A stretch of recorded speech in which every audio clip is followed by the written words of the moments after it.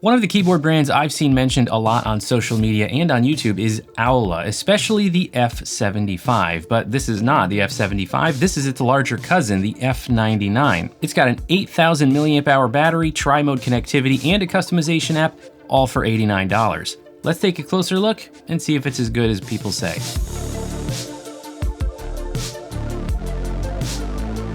Before we dive in, I want to mention that nobody sent me the Aula F99. I purchased it myself from Amazon during Prime Day last month, actually, because I've heard good things about the F99 and F75, and I wanted to check one of them out. I do have an affiliate link for you in the description if you're interested in picking up the F99 and you'd like to support this channel.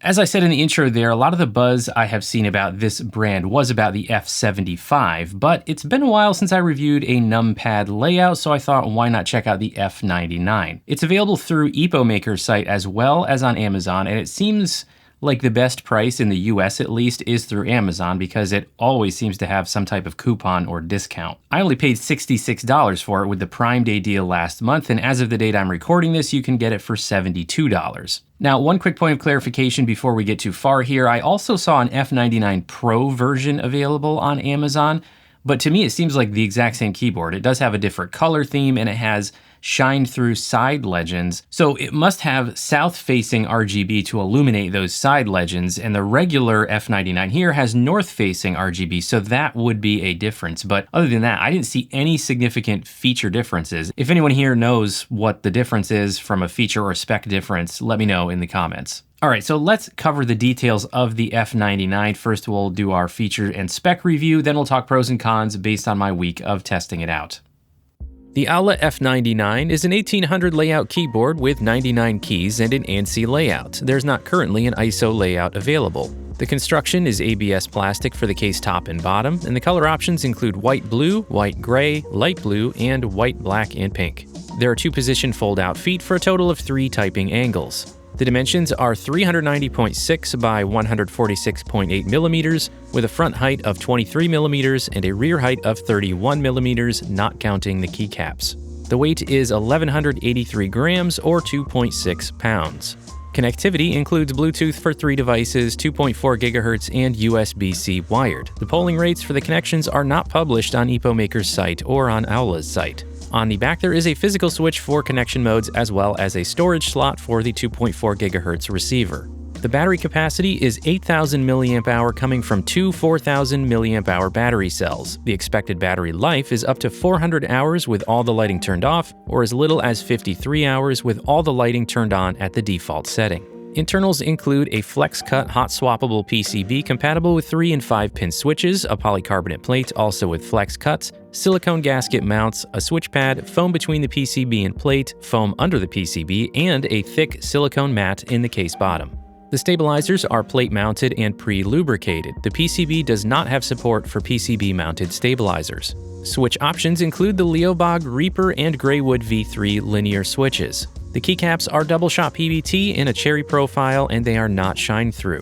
Backlighting is full north-facing RGB, and the modes can be controlled with key commands and in the driver software. There are pre-programmed key commands for switching between Windows and Mac OS modes. The Aula driver software provides the ability to remap keys, add macros, and control the backlighting. However, it is only available for Windows. The F99 is available from EpoMaker and on Amazon in the United States for $89.99.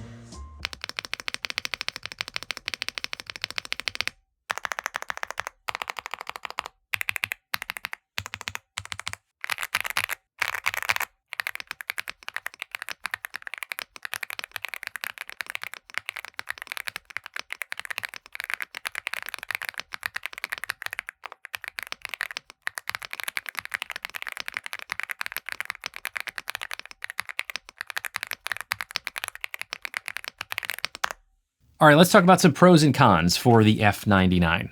First up, let's talk about the sound. Now, it's definitely subjective whether you like the sound or not in terms of the pitch of the sound, but one thing that they avoided here was any negative sounds. So the pro here is that the sound is well controlled and it doesn't suffer from as much of the hollow plastic sound that can be common in all plastic keyboards. Once you get down into the price range of sub $100, it seems to be a little more common. Now, I think the main reason that they avoided this is because the case bottom actually has a pretty thick layer of molded silicone, which is very dense, so it's not going to let sound resonate in the case at all. Of course, we also have foams between the PCB and the plate and a switch pad here, which you can remove, change, do whatever you want with. Now, in terms of the sound profile, I don't think it's exceptionally thocky.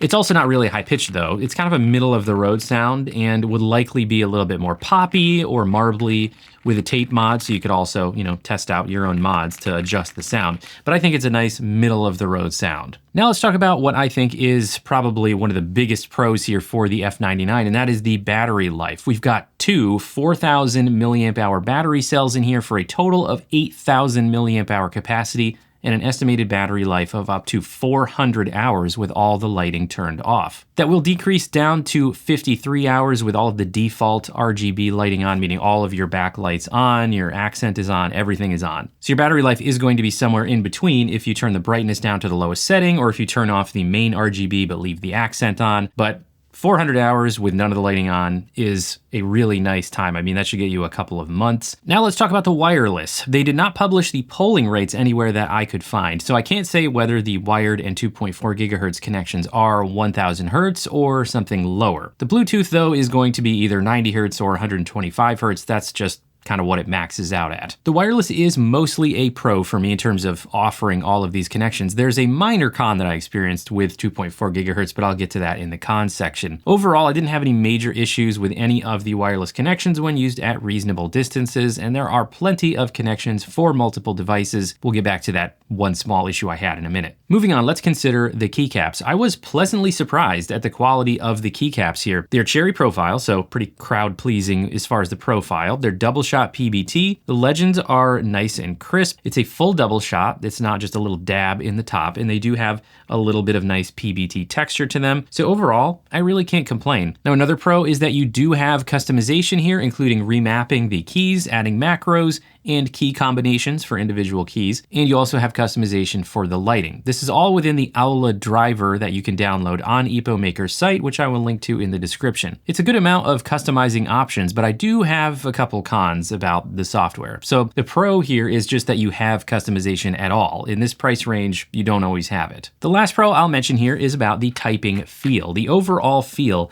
has a bit more flex to it than a lot of other all plastic keyboards I have tested in the past. We have silicone gaskets for the mounts, but I really think the flex is coming mostly from the plate and PCB because they both have flex cuts. Now, there isn't a lot of up and down movement like bounce. It's more what I would call localized flex, and it's because of those flex cuts. Now, whether you like that feel is subjective, of course. I'm counting it as a pro though, because I think it feels nice and cushioned without being overly bouncy, certainly not too stiff, and I think it's a nice balance in terms of the feel for longer typing periods because that can help kind of reduce fatigue when it's not super firm. All right, let's move on and talk about some things in the neutral category, which are either too subjective to really call a pro or a con, or maybe have kind of a pro and a con together. Now let's talk about the switches. I'm going to talk about them here in the neutral section because A, they are, subjective as to whether you like the switches, but B, because for me, they do kind of fall somewhere in the middle. The switches in mine are the Leobog, am I saying that right? Reaper linear switch. And they are 45 gram actuation with a 55 gram bottom mount and 3.6 millimeters of total travel. The stems are palm and they have a light diffuser insert to really amplify your RGB. They are factory lubed, but they feel just a little bit scratchy to me. Nothing terrible, but they are not the smoothest linear switches I've tested recently. Overall, I think you could definitely do worse for the price. However, there is no tactile switch option. So if you want tactile switches,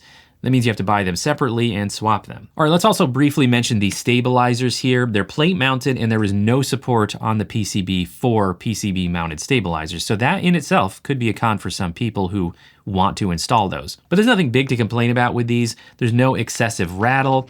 There's no excessive wobble. I think that my backspace key is probably the wobbliest out of all the stabilized keys here so far. No big issues that I've experienced. So that's why I'm kind of leaving them here in the neutral section. Now let's point out a detail about this layout. It's not a traditional 96% because we have separation here between the main alpha key area, your arrow keys, and your number pad. It is less separation than a 100% keyboard, but also not as squished together as a 96%. Now, I personally like this 1800 layout compared to 100% because it's more compact, but you still get your number pad, and you don't have quite that same smashed together, really compact feel. However, the trade-off here is the single-sized zero key in the number pad. Some companies expand the 1800 layout just enough to do the double-sized zero key that you would have in a 100% keyboard, while others keep the single-sized zero key that you would have in a 96%. And that's what we have here. Now, if you spend a lot of time using your number pad, that alone can be a big deal because your muscle memory for hitting the big zero key needs to be rewired to hit the smaller key and not hit your arrow key. But again, that doesn't matter to everyone, so I am leaving it here in the neutral section. One other thing I will mention here is the lack of a knob. Again, this is something that some people will not care about at all, but some people will be disappointed with or they would consider it a con. I personally don't absolutely need a knob, so it's not a huge deal to me. But the F75 does have a knob, so that's not consistent with the F99. All right, let's talk about a couple of cons. And for me, the biggest con here is the software overall situation. So let's talk about that. First of all, the software is only available for Windows currently. So if you're a Mac user and you don't have any Windows devices, you just can't do any customizing. So that could be a deal breaker for some people for sure. But even if you are a Windows user, let's talk about the software interface.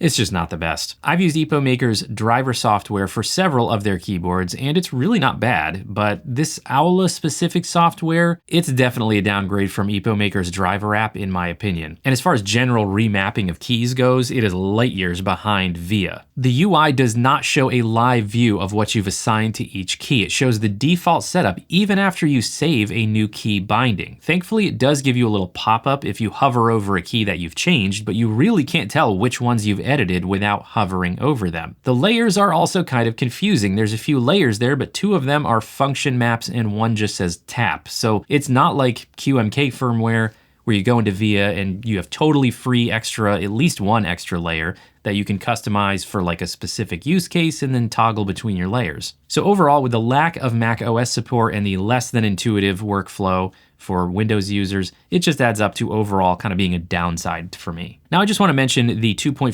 gigahertz connection. This is just a small thing and I only experienced it one time, but it was still abnormal, so I am going to mention it. There was one day last week when I came back to my desk after a break and the computer and keyboard were both asleep. Now I had had no issues up to that point with the F99 waking up my computer over 2.4 gigahertz, but on this one occasion, nothing happened. The light for the connection was blinking as if it wasn't connected to the receiver. I unplugged and reconnected the receiver in the laptop, but it still didn't work. I turned the keyboard off and back on, and then it worked. That only happened one time, like I said, but in case that comes up for anyone else, I wanted to acknowledge that it did happen for me. I didn't bother doing a factory reset because it never happened again. Now let's talk about a couple more small things that not everyone will care about, but I do want to mention. One of these things actually has nothing to do with the physical keyboard itself, but it's that if you look up details for the internals and the specs basically of this keyboard, you're gonna find some confusing and conflicting information between Amazon, EpoMaker's site, and Aula's site, which they do have their own separate website. For example, the EpoMaker site has a drop-down for the plate material, which seems to give you the FR4 option for this blue color option,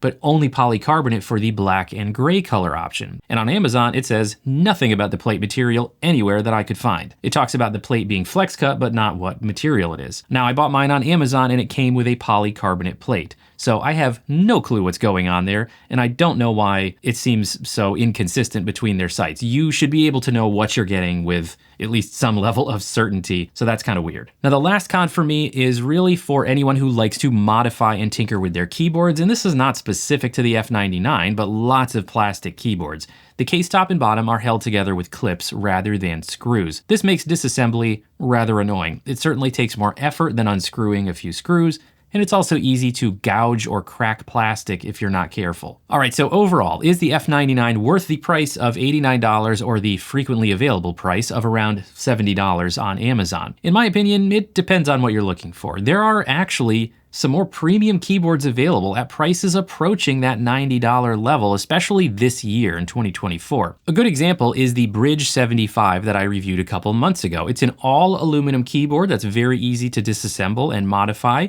It has QMK firmware, so you can use VIA for remapping across multiple operating systems, and it's still wireless for $85. But of course, that is a 75% layout with no number pad. Budget-friendly keyboards with a premium build quality and a number pad are kind of hard to come by around $90. So if you definitely need the number pad, you don't have quite as many options. But don't forget about the Keychron V5 Max. That's also an 1800 layout, just like the F99. It's also all plastic, but it has an encoder knob and QMK firmware, so you get VIA for remapping, and the price is $99. So you do have options around this price point, which include a number pad and a better remapping experience. However, if you consider the often discounted price range, around $70, it's not a bad value. I personally can say that I would recommend checking it out if the price is less than $80 and you definitely need a number pad. If you don't need a number pad, I would probably look at some of the other options on the market, but let me know what you think of the F99. Let me know if you picked one up for yourself and how you're liking it. Don't forget to subscribe to the Semi-Pro Tech and Gear channel, and while you're here, check out one of these videos. I'm sure you'll like it. Thanks everybody. See you next time.